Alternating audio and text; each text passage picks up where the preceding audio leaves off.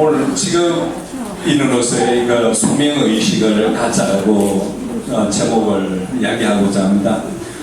요 사진은 누군지 아세요? 예. 지난달에 제가 이야기했던 분이죠. 고려대 내과 나와가지고 그가 크리스찬이기 때문에 매일매일 성경 말씀을 읽으면서 성경대로 바른 삶을 살려고 굉장히 노력한 거죠. 이것이 그의 평생의 그런 직업적인 소명의식이었습니다. 그래서 여러분들에게 말씀드리고자 하는 것은 우리가 소명의식을 가지고 일을 하는 사람과 같지 않고 그냥 평생 자기 중심으로 사는 사람의 그런 방향은 굉장히 다를 거라고 생각합니다. 알프레드 노벨의 이야기를 들으면서 방향이 참 중요하구나. 우리 인생을 사는 데 있어서. 알프레드 노벨은 여러분들 잘 아시는 것처럼 인류의 평화를 위해서 다이너마이트를 개발했어요. 그러면서 길을 닦고 광산을 만들고 토목공사를 하면서 이 다이너마이트의 위력이 대단했죠. 많은 사람들에게 굉장히 손쉽게 일할 수 있는 행복한 도구였습니다. 그런데 전쟁이 일어나면서 서로 죽이는 무기로 변했습니다. 알프레드 노벨은 마음이 너무 아픈 거예요. 그러면서 그때부터 두문불출을 하면서 어둠의 생활을 시작을 했다고 이야기를 합니다. 그가 이 세상을 떠날 때 그의 재산 95%를 이렇게 공공재단에 기부를 하면서 오늘의 노벨상이 탄생하게 되었죠. 그가 죽었지만 인류에 봉사하고 인류를 위해서 많은 변화를 뛰어난 기술을 만든 의사라든지 과학자들에게 이 상을 부여함으로 해서 정말 아름다운 의미를 갖게 되었습니다. 우리 인생에 있어서 정말 바른 방향이 얼마나 중요한지 한 번 더 생각해 봐야 하는 계기가 되는 것입니다. 50대, 60대 우리의 인생이 끝날 무렵에는 굉장히 아름다운 열매가 맺어질 것이에요. 그러나 자기 중심으로 살다 보면 아무 열매 없이 그의 인생은 끝날 거라고 저는 생각하고 있습니다. 그 예로서 하버드 대학 크리스텐스 교수가 How Measure Your Life, 당신의 인생을 어떻게 평가할 것이라는 그 책을 저술하면서 그 안에 이런 내용을 적어놨습니다. 오른쪽 사진이 뭐죠? 하버드 대학 이제 졸업식 장면이에요. 이 하버드 대학 졸업한다는 것은 어떤 의미를 갖고 있죠? 이 사람들이 세상에 나가서 많은 사람들이 굉장히 좋은 영향을 미치고 아마 큰 성공을 이룰 것이라고 생각을 하게 됩니다. 그들도 마찬가지로 졸업할 때 그런 꿈을 가지고 이제 사회에 나가게 됩니다. 근데 크리스텐스 교수가 이제 그들을 추적하기 시작해요. 5년 후에 이제 졸업한 동창들이 엄청나게 많이 와요. 동창회 모임에서. 그들의 모임을 통해서 그들이 이제 서로 이제 졸업해서 어떻게 고속 승진을 했고, 어떻게 돈을 많이 벌어서 너무너무 행복해하는 모습을 보게 됩니다. 근데 10년이 지나니까 이제 동창회에 참석하는 사람 수들이 좀 줄기 시작했어요. 그리고 또 5년 지나니까 15년째 되니까 절반이 줄었어요. 근데 20년째 되니까 거의 동창회를 열 수 없을 정도로 거의 많은 사람들이 참석을 하지 않았습니다. 그래서 크리스텐 교수가 굉장히 의아해가지고 이제 전화를 걸면서 설문조사를 시작했습니다. 그리고 그 졸업생들이 실제로 이제 하나씩 피드백을 해줘요. 그러면서 깜짝 놀란 것은 뭐냐면 그들이 이 세상에 나오면 큰 성공을 다 이룰 것이라고 생각했는데 첫 5년 동안 직장생활을 매우 잘했는데 그들이 너무 뛰어나고 조직과 융합을 못하다 보니까 직업에 대한 불만의식이 굉장히 높아졌어요. 그러면서 결혼하고 직업이 없어지니까 아내와 불화가 생기면서 이혼하고 불행한 삶을 살게 되죠. 그리고 그 사람들은 어디 가나 항상 자기 자신이 탑이라고 생각을 하게 되죠. 이러한 탑이라고 생각하다 보니까 남과 융화가 잘 안 되면서 험난한 사회생활을 계속 이렇게 갈등을 갖게 됩니다. 심지어는 너무 똑똑한 사람들이다 보니까 사기치기도 하고 행령하기도 하고 탈세를 하면서 감옥에 가 있는 사람도 많았다고 합니다. 그래서 크리스텐스 교수는 놀랐습니다. 왜 이 똑똑한 사람들은 실패했을까 질문을 하게 됩니다. 근데 우리가 일반적으로 모든 사람들이 가지고 있는 성공의 잣대를 그 뛰어난 사람들도 똑같이 가졌다는 거죠. 그래서 이 하버드에 나온 뛰어난 수재들이 성공의 잣대를 회사에서 인정받고 얼마나 빨리 고속승진하냐 거기에 초점이 맞춰져 있고 그들의 가치관이 그거였어요. 두 번째는 얼마나 돈을 많이 버는가 자기의 성공감을 이야기하는 것이 그것이 그 사람들의 가치관이었다는 거죠. 참된 인생이 무엇입니까? 그러면 교수님 그렇게 말을 하니까 교수님이 이렇게 답을 해요. 우리가 세상에 머무는 시간이 얼마 되든 간에 제일 중요한 것은 우리의 최종 이 인생을 살아가는 데 목표는 자기에게 주어진 시간과 에너지를 굉장히 잘 관리하고 모든 사람들에게 도움을 주는 삶을 살아가는 것이 이것이 참된 인생이고 참된 성공이라고 이야기를 하고 있습니다. 제가 크리스천이다 보니까 이 문구들을 보면서 참 이렇게 주어진 시간과 에너지를 잘 관리하는 것은 정직이적인 삶을 잘 사는 것이었고 그 다음에 모두에게 도움을 주는 삶을 사는 것은 이웃을 내 몸같이 사랑하는 그런 마음을 가지고 이 세상을 살아나갔을 때 우리의 인생은 성공할 수 있을 것이고 참된 인생이라고 이야기를 할 수 있습니다. 그러면 인생이라는 게 뭔가 성경에서 이렇게 인생이라는 정의를 잘 내린 것 같아요. 야고보서 4장 11절에 이런 말이 있습니다. 너희 생명이 무엇이냐? 너희는 잠깐 보이다가 없어지면 안개입니다. 우리의 인생은 지금 우리가 8월달에 보면 산에 있는 아주 아름다운 들꽃이 있죠. 그 들꽃들은 어땠죠? 지금 날씨가 추워지면 다 시들어지고 없어져요. 이렇게 인생은 굉장히 우리가 어떻게 보면 허무할 수도 있는데 우리의 인생에 대해서 이렇게 한 번 정도는 생각해 봐야 된다고 저는 생각하고 있습니다. 그래야 아까 전에 크리스텐스 교수가 말씀하신 것처럼 우리에게 주어진 시간을 굉장히 잘 관리할 수 있게 되는 것이죠. 우리가 인생의 바른 목표를 가지는 데 있어서 대부분 다 35세 이전에 결정이 된다는 거예요. 나중에 60대, 70대에 있을 때 그 열매가 맺어진다는 거죠. 그러면 지금 우리가 35세 넘어도 우리의 인생의 새로운 방향도 한번 잡아볼 필요가 있다는 거죠. 그래서 속도가 중요한 것이 아니라 방향이 굉장히 중요합니다. 그래서 여러분들에게 묻고 싶습니다. 여러분들에게는 생각의 거울이 있습니까? 혹시 자기의 생각이 정말 정확하게 바르게 판단되었고 바른 방향으로 가고 있는지, 우리가 생각하는 그 생각이 바른지를 누군가 혹은 어떤 생각의 거울이 있어야 되겠죠.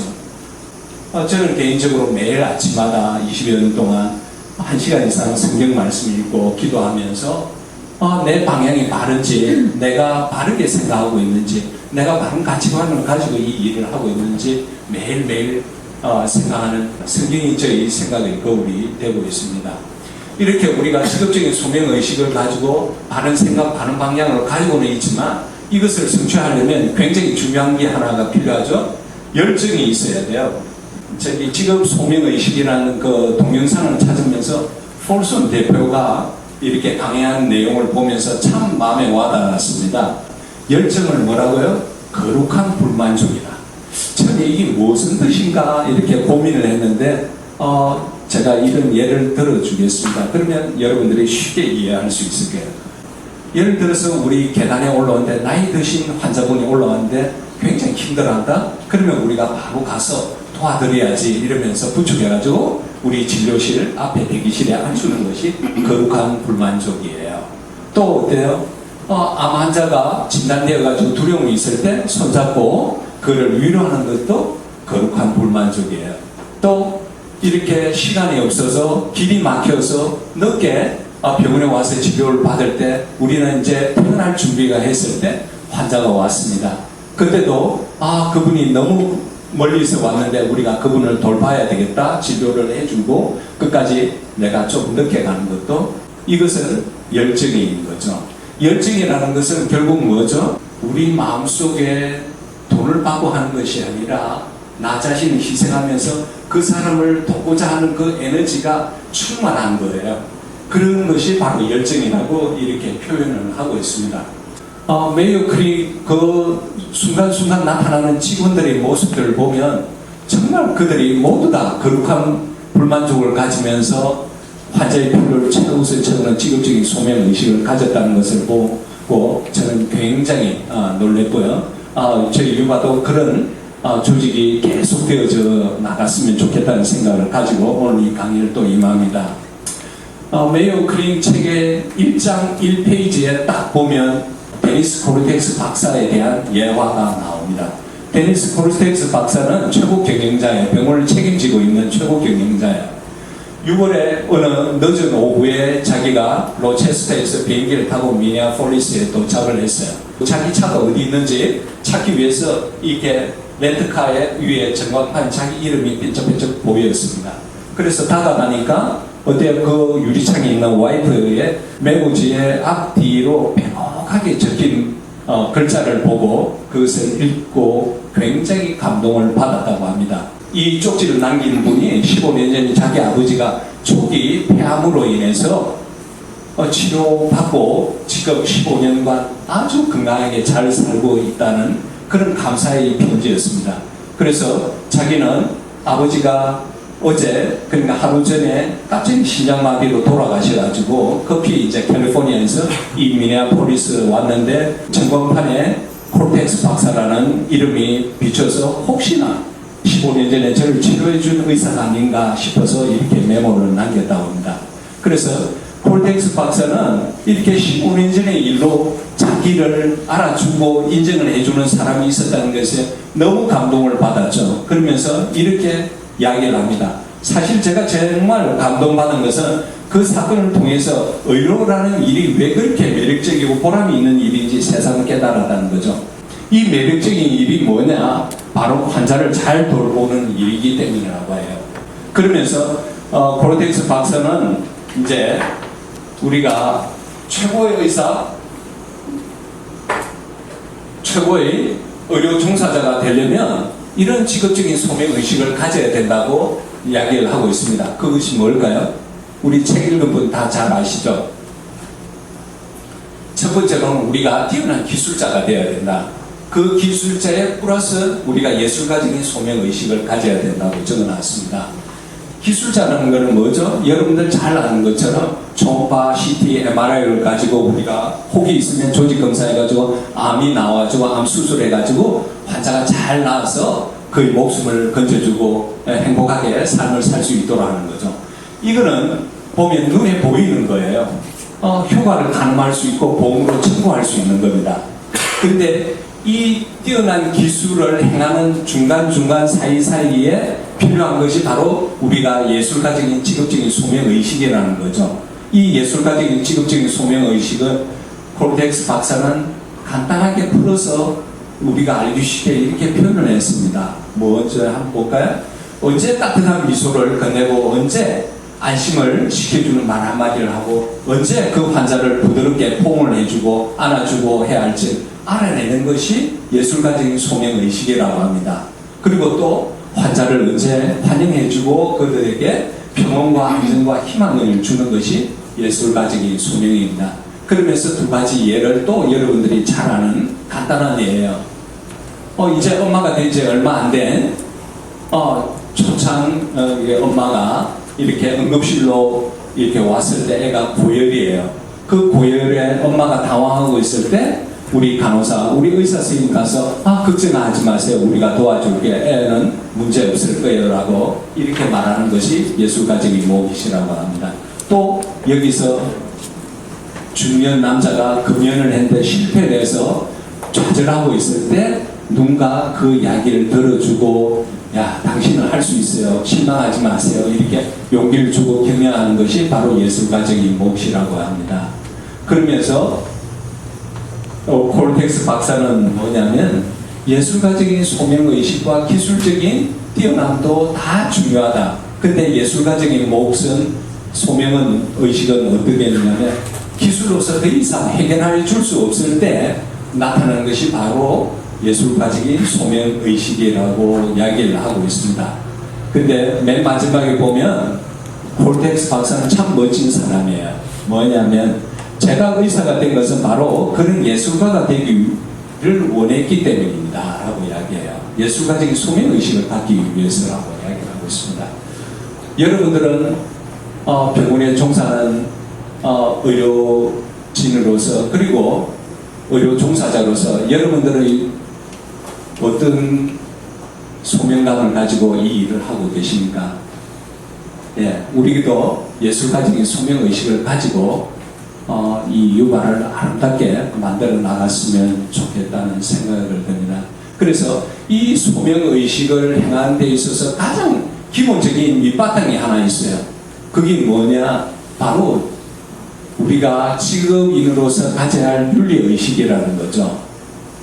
그것이 뭐죠? 전문성은 당연하죠. 그리고 정직해야 돼요. 그리고 옆에 있는 사람과 어떤 경쟁이 이룰 수가 있죠. 이때 어떻게 공정한 경제가 이루어져야 되고요. 그리고 제일 중요한 것은 유바의 핵심 가치처럼 환자의 필요를 사랑으로 잘 채울 수 있는 고객 중심의 마인드가 꼭 있어야 된다는 겁니다. 그리고 제일 중요한 것은 자기에 맡겨진 일을 꼭 책임지고 끝까지 다 완수를 해야 됩니다. 다른 사람에게 미루어서 안 된다는 것이 가장 기본적인 직업 윤리의식이죠.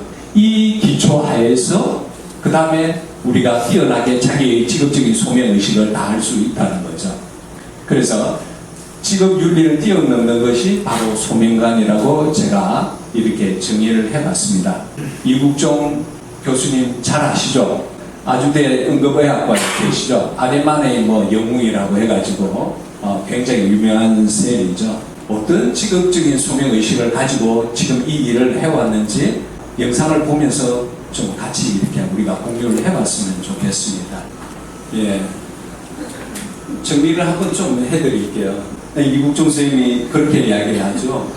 자기가 거창한 거 뭘 이야기하는 것이 아니다. 철학적인 것도 논하는 것이 아니라고 이야기하죠. 단지 핵심 가치예요. 그 핵심 가치가 뭐죠? 헬리콥터를 어떻게든 빨리 운행을 해가지고 환자를 살리는 것이 이분의 핵심 가치예요. 그렇게 하기 위해서 그의 직업적인 소명의식을 다 보내는 거예요. 두 번째로는 그 영국의 대가들을 하고 같이 찍었던 사진이 나오죠. 이 대가들은 화학을 양성을 하면서 그들이 엄청난 볼륨으로 환자를 살려내고 있다는 거예요. 그러면서 진정성을 가지고 있었다는 겁니다. 사람을 키우는 데 있어서요.